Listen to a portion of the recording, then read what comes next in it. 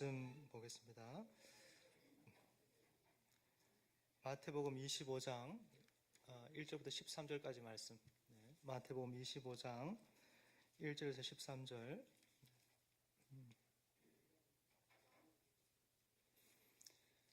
우리 한 절씩 한번 교독해 보겠습니다. 제가 먼저 읽겠습니다. 그때 천국은 마치 등을 들고 신랑을 맞으러 나간 열 처녀와 같다 하리니 미련한 자들은 등을 가지되 기름을 가지지 아니하고 신랑이 더디 오므로 다 졸며 잘세. 이에 그 처녀들이 다 일어나 등을 준비할세.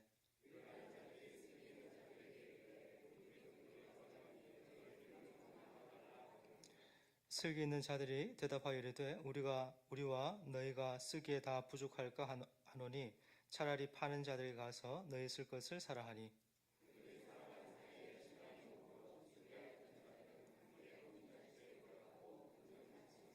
그 후에 남은 처녀들이 와서 이르되 주여 주여 우리에게 열어주소서.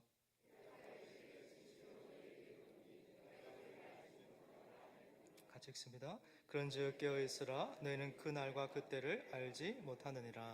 아멘.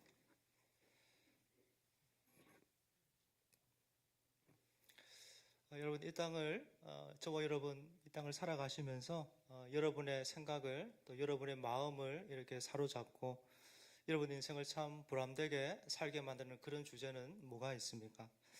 우리 주변의 일반 사람들 또 세상 사람들은 맡겨진 그 일 참 열심히 하고 나름 또 최선을 다하면서 인생길을 이렇게 살아가고 있습니다. 그리고 뭐 책이나 또 매스컴에 이렇게 나오는 것처럼 어떤 사람들처럼 뭔가를 성취하고 이렇게 이루어내면 뭔가 싸우면 그래서 자아를 이렇게 잘 실현하고 보람된 일을 하면은 그것을 그들 생의 최고의 기쁨, 보람으로 여기면서 인생길을 살아갑니다. 여러분은 무엇을 여러분 생의 제일 큰 기쁨, 어떤 목적, 또 목표로 삼으면서 인생길을 살고 있습니까? 여러분에게 맡겨진 그 일을 최선을 다해서 참 잘 감당하는 것, 그리고 그렇게 하면서 뭔가를 성취하고 이루었다고 느끼는 것, 동일하게 여러분에게 그것이 기쁨이 되고 또 즐거움이 되고 있습니까? 아니면은 세상을 이렇게 살아보니까 참 세상 속에 부조리한 것이 너무 많고 우리가 생각했던 것보다 참 삶이란 것이 정말 뜬구름 잡는 것 같이 너무 허망하고 또 신앙생활이란 거를 그냥 한다고 하긴 하는데 믿어도 계속되는 삶의 실패, 그 좌절 때문에 마음에 낙심이 가득해서 그냥 삶을 사라지는 대로 그냥 그렇게 사십니까? 여러분, 성도의 삶은 그냥 열심히만 살면 되는 것, 그것 이상의 훨씬 더 중요한 요소를 가지고 있는 거죠. 그게 뭘까요? 여러분 잘 아시는 것처럼 예수님께서 이 땅에 다시 오셔서 그분 나라를 완성하는 것입니다. 세상을 사는, 이 땅을 사는 성도의 생애 최고의 목표, 그 기쁨은 남들이 그냥 단순히 사람들이 그렇게 살아가는 것처럼 열심히 살아서 뭔가를 이루고 성취하는 데 있지가 않습니다. 우리 생애 제일 큰 어떤 목표, 목적, 기쁨은 이 땅에 그분 오시는 거죠. 우리를 너무너무 사랑하시는 그분을 얼굴을 대하고 만나는 것입니다. 땅을 살면서 겪는 그 많은 눈물, 아픔, 근심, 약함 이런 것들을 완전히 그냥 다 거둬가시는 그 날이 이 땅에 이루어지고 죄와 악이 가득한 이 땅의 삶 속에 정말 전쟁이 또 다툼이 슬픔이 다 이렇게 사라지고 사랑으로 서로가 서로를 종노릇하는 그 나라, 그날 우리 눈앞에 정말 다가와서 보게 되는 것, 이것이 성경이 말하는 성도가 이 땅을 살아가는 생애 최고의 목표입니다. 그래서 주님이 우리에게, 저와 여러분에게 기도를 이렇게 가르쳐 주시면서 내가 기도를 이렇게 하면 좋겠다 하시면서 가르쳐 주었던 기도의 제목 중에 하나님의 나라가 이 땅에 임하게 하옵시고 이렇게 말씀하면서 기도 가르쳐 주셨어요. 살면서 이해 안 되는 참 많은 일들, 그리고 불완전한 많은 요소들을 가지고 있지만 그럼에도 불구하고 그분 오셔서 완전한 성취, 완전한 변화를 가져올 것이다 이렇게 말씀하고 있습니다.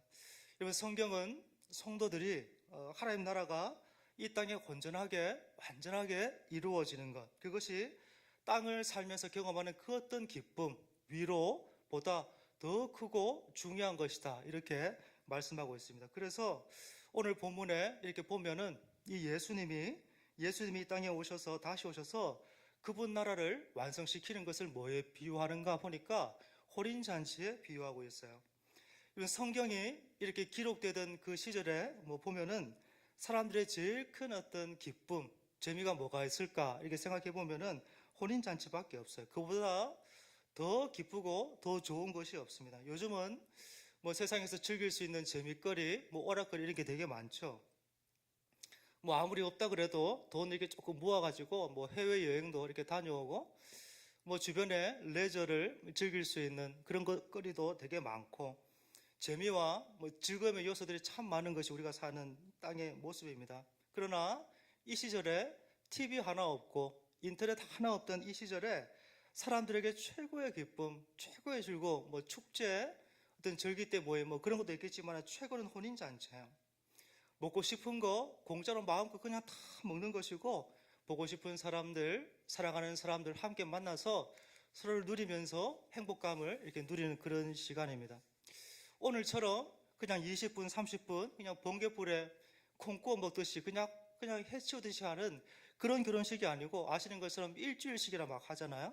얼마나 더 이상 좋은 게 없는 거죠. 그래서 먹을 것이 거의 없던 여의치 않던 그런 시절에, 그리고 오락거리도 참 없던 그런 시절에 참 결혼식이라는 거는 정말 사람들에게 가장 큰 어떤 기쁨, 감격, 재미를 주는 것입니다. 하나님 나라가 여러분 이와 같은 것이다, 성경이 말하고 있는 거죠. 그래서 이 땅을 사는 성도들에게 생애 최고의 감격, 기쁨이 뭔가 할 때 마만에 1번 딱 떠올리는 것이 하나님 나라의 완성이라는 거예요. 그래서 본문을 대하면서 스스로에게 이렇게 질문하게 돼요. 내 마음속에 하나님의 나라가 정말 가장 최고로 기쁜 것인가? 여러분은 어떠세요? 예수 안 믿는 어떤 사람들처럼 결혼하고 가정을 꾸리고 자녀도 이렇게 낳고 또 살면서 어느 정도 이렇게 좀 살고 문화생활도 조금 하면서 그렇게 살고 자녀들도 크게 그냥 안 먹이면서 그렇게 잘 크면 여러분 그게 기쁨입니까?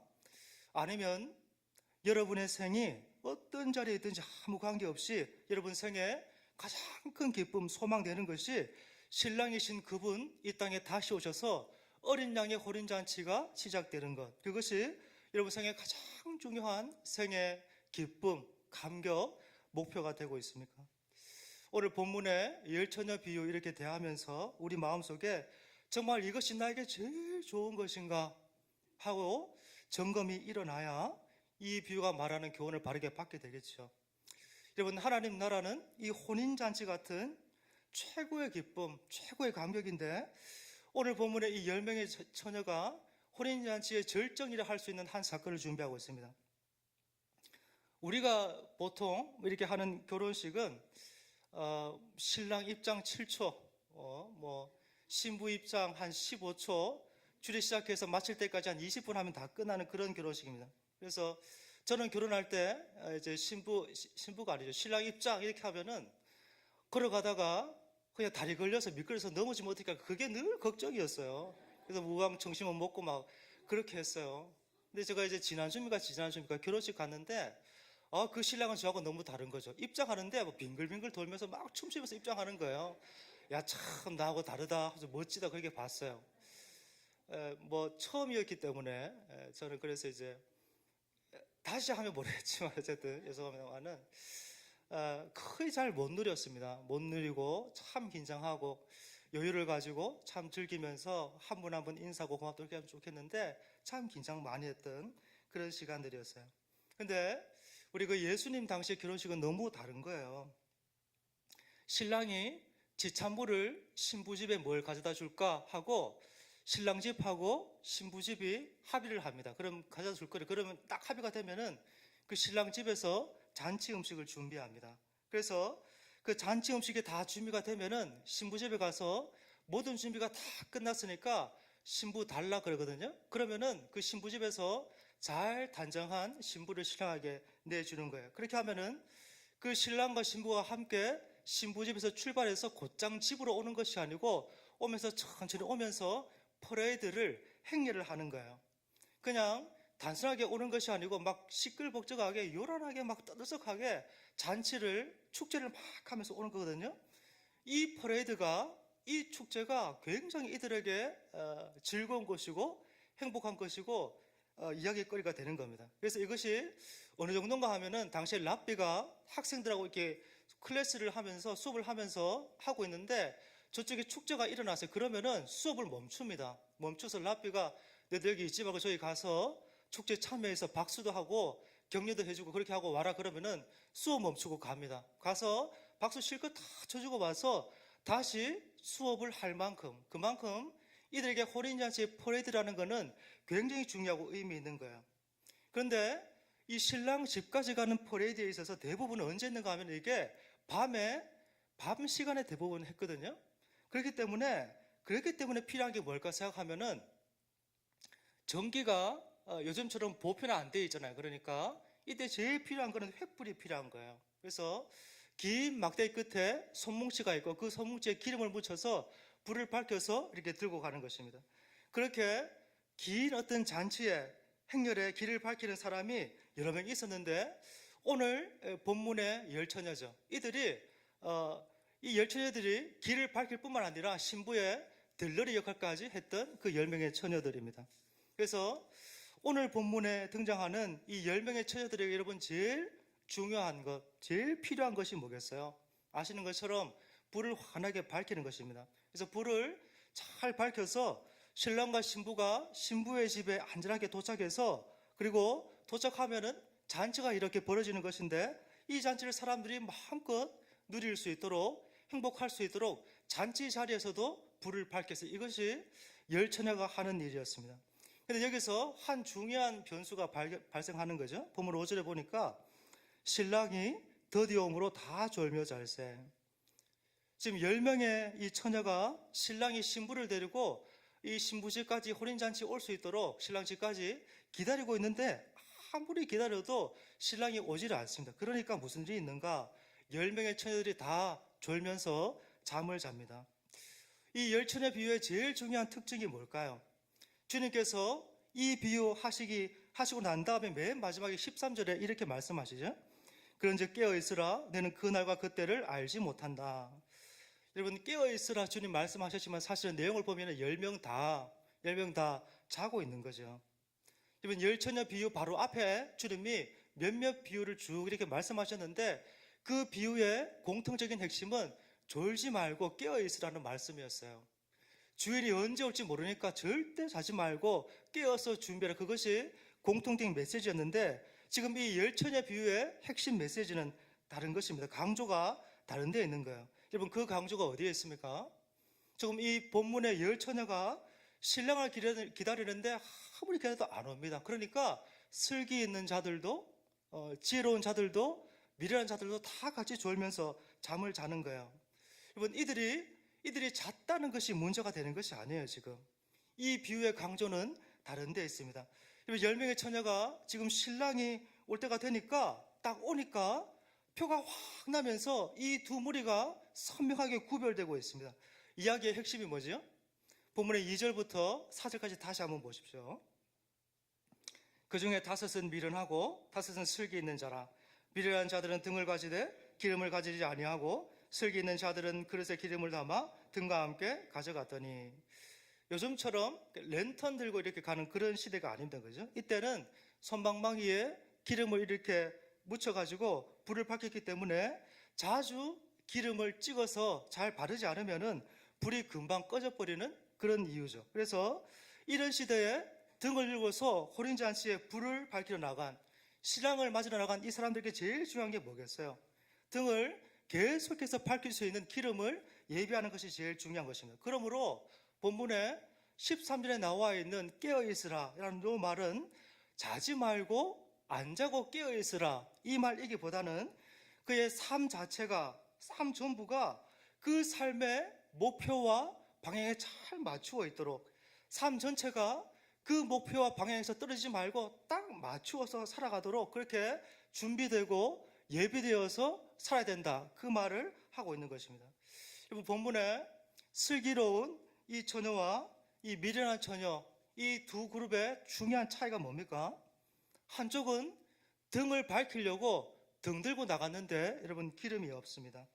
한쪽은 지혜로운 처녀 이 다섯은 마음이 등을 밝히는 쪽에, 불을 밝히는데 마음이 딱 이렇게 기울어져 있어요. 그리고 등을 잘 밝혀서 불을 환하게 해서 이 잔치가 성공하는 거예요.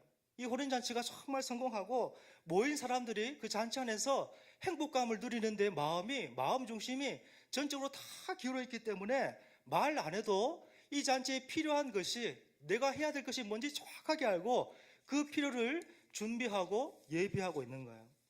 여러분, 오늘 본문 보시면은 5명의 미련한 처녀가 기름 없다는 것을 보고 깨닫게 되는 거죠. 그래서 신랑이 너무 늦게 오니까 기름이 없어요. 그래서 예비된 기름이 없으니까 그 슬기 있는 처녀에게 기름 좀 꺼달라 그러니까 이들이 어떻게 하죠? 안 꺼줍니다.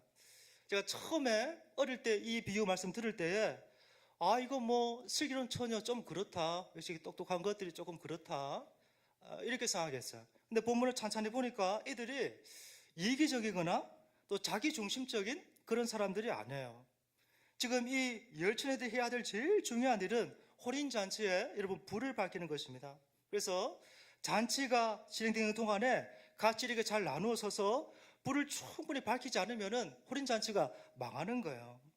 그리고 지금 슬기로운 5 처녀가 이 미련한 5 처녀에게 기름을 안 주면서 자기 이익을 구하는 게 아니죠. 자기만 생각하는 게 아니죠. 이들은 자기가 해야 될 일이 뭔지를 정확하게 알고 있는 사람들이에요. 지금 기름 나눠서 뿌리면 일을 그르치는 것이면 그래서 안 나누는 거예요. 여러분, 오랜 교회 역사 안에 이 슬기로운 5 처녀가 가졌던 기름이 뭔가, 이거 가지고 많이 싸우고 오늘까지도 얘기 굉장히 많습니다. 그래서 말씀, 기도, 믿음, 또 선한 행실, 굉장히 해석이 다양하고 많고 지금 말씀드린 대표적인 것들 어떤 것을 취해도 문제 안 된다고 생각해요. 여러분, 마태복음 오늘 본문 앞장에 24장부터 주님이 감람산에 앉으셔서 종말에 대한 비유 말씀을 쭉 이렇게 풀어주시거든요. 그리고 오늘 본문 25장에 열처녀 비유, 그 다음에 달란트 비유, 양과 염소 비유 이렇게 말씀하십니다. 이 말씀들은 다 종말을 사는 사람들, 재림의 때를 사는 사람들, 그들을 위한 말씀이에요. 그래서 본문에 이 열처녀 비유를 따로 독립적으로 딱 떼서 이것만 보기보다는 뒤에 나오는 달란트 비유, 그리고 양과 염소 비유 같이 묶어서 봐야 주님이 종말의 때에 주시는 메시지를 정확하게 딱 끄집어 낼 수 있습니다. 여러분, 달란트 비유는 아시는 것처럼 하나님이 주신 은사 재능을 잘 쓰는 것이고, 양과 염소 비유는 우리 이웃들에게 사랑을 나누고 잘 섬기고 종로하는 거죠. 그래서 이걸 전체로 묶어서 딱 보면은 기름이 무엇이고 기름을 준비하고 예비하는 삶이 뭔가를 잘 알 수가 있습니다. 한마디로 본문의 표현으로 하면 뭘까요? 들러리에 합당하게 사는 거죠. 혼인잔치에 불을 환하게 밝히는 것입니다. 불을 안 꺼뜨리는 거예요. 신랑이 언제 올지를 모르고 또 혹 자고 있는 중에 오더라도 신랑 왔다 하면은 금방 자다가 깨서 불 켤 수 있도록 그렇게 그 준비됨이, 그 예비됨이 흐트러지지 않도록 그렇게 살라는 거죠. 그래서 삶의 모든 기쁨과 감격이 그 어린 양의 혼인잔치 안에 다 있는 줄 알고 여러분의 모든 어떤 일, 내면의 동기, 생의 목표가 오고 계신 그분과 그분 나라에 다 맞추어서 사는 것입니다. 여러분, 베드로 사도가 동일하게 종말의 때를 사는 성도들에게 권면합니다. 베드로후서 3장에 하는 말들이, 얘들아, 너희가 정말 마지막 때에 어떤 사람으로 드러나야 마땅한 것이냐, 삶을 살 때 거룩하게 살고 성결하게 살고 하나님 나라를 정말 목말라 하고 바라보면서 그리워하면서 그렇게 사는 것이 마땅하다, 이렇게 권면하거든요. 여러분, 종말의 때를 사는 성도들에게 핵심은 어떤 사람이 되는 것이에요. 하나님과 오고 있는 그분 나라를 정말 사모하면서 정말 기다리면서 그렇게 살고 하나님 원하시는, 기뻐하시는 그 삶의 모양, 태도를 가지고 사는 것입니다. 평소에 이런 삶을 사는 사람은 잉여의 기름을 가지고 예비하고 삶을 산다라는 거예요. 근데 평소에 주님과 그분 나라에 대해서 아무 관심 없이 그냥 살다가 여러분 말고 주일에만 그냥 덜렁 와서 종교적인 행위하고 경건의 모양하고 끝내버리면 그 사람은 기름 없는 사람이고 기름 없는 어떤 삶이다 말하고 있는 거죠. 그래서 종교적인 행위는 합니다. 신앙의 행위는 그렇게 하시면 정말 뚜껑 열어보니까 중심 안에 주님과 그분의 오심에 대해서 전혀 관심이 없는 그렇게 이상한 신앙생활이 여러분 어디 있어요? 여러분, 우리가 기도하는 이유가 뭡니까? 응답 받아가지고 이 땅의 삶을 편하게 잘 사는 거, 그거 아니잖아요. 기도하는, 저와 여러분이 기도하는 제일 중요한 이유는 주님을 전심으로 찾고 구하고 그분 얼굴을 정말 바라보면서 그분과 교제하는 거죠. 우리가 여러분 이렇게 모여서 오늘도 예배하는 이유가 뭡니까? 예배 잘 드려서 복 받으려고 예배하는 게 아니잖아요. 그 영광스러운 구원 허락하셨기 때문에 이 은혜 붙들고 주님 그 영광스러운 자리에 딱 서서 전심으로 주님 찾고 부르짖는 거죠. 여러분, 이런 것들이 정말 다 합쳐지고 모아져서 그 마지막 날에, 우리 여러분들이 그 마지막 날에 주님 앞에 딱 서서 주님을 낯으로 대할 때에 우리의 모든 감격이 다 터져나오면서 중심 안에서부터, 야, 그래, 내가 정말 이것을 위해서 진짜 살아왔다, 이 감격들이 쏟아져 나오도록 성도들이 그렇게 살아야 된다라는 거예요. 여러분, 주님을 정말 사모하고 그분 오시는 날을 정말 예비하고 준비하고 그 나라가 완성의 형태로 다가오는 것 정말 보기 원하는 것, 그것이 성도의 이 땅의 삶의 본분이고 부름이다 말씀하고 있는 것입니다. 여러분, 오늘 본문이 말하고 있는 두 번째 중요한 메시지 하나 더 봐야 되겠어요. 그것은 그 날이 너무나 예기치 못하게 우리에게 찾아오고 그날에는 다시는 삶의 변화가 불가능하다는 것입니다. 그리고 그때에는 영원한 분리와 나눔이 일어납니다. 여러분, 오늘 본문 9절에 보시면은 이 미련한 다섯 처녀가 기름 나눠달라 그러니까 슬기 있는 자들이 똑똑하잖아요. 그러니까 이게 뭐 계산해 보니까 안 될 것 같아요. 가서 사오라 그래요. 그리고 있는 일이 본문 10절, 12절입니다. 이 말씀 10절부터 12절은 같이 한번 읽어볼까요? 같이 읽습니다. 그들이 살아간 사이에 신랑이 오므로 준비했던 자들은 함께 혼인잔치에 들어가고 문은 닫힌지라. 그 후에 남은 처녀들이 와서 이르되 주여 주여 우리에게 열어주소서. 대답하여 이르되 진실로 너에게 이르노니 내가 너희를 알지 못하노라 하였느니라.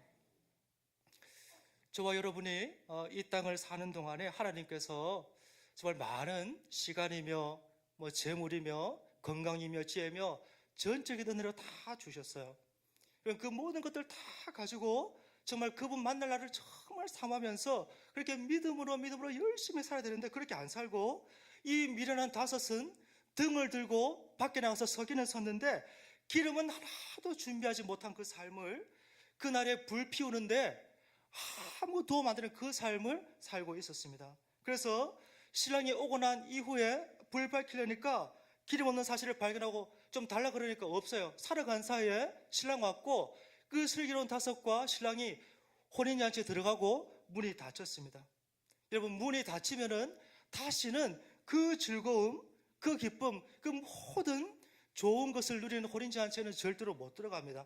주여 주여 막 하면서 애타게 찾고 막 문 두드리고 별짓을 다 해도 문 닫히면 그걸로 끝나는 것이고 음성 하나 들릴 뻔해요. 난 너희하고 아무 관계없다. 그 음성밖에 없어요.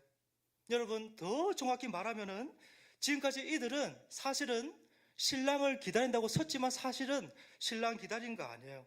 왜 그렇습니까?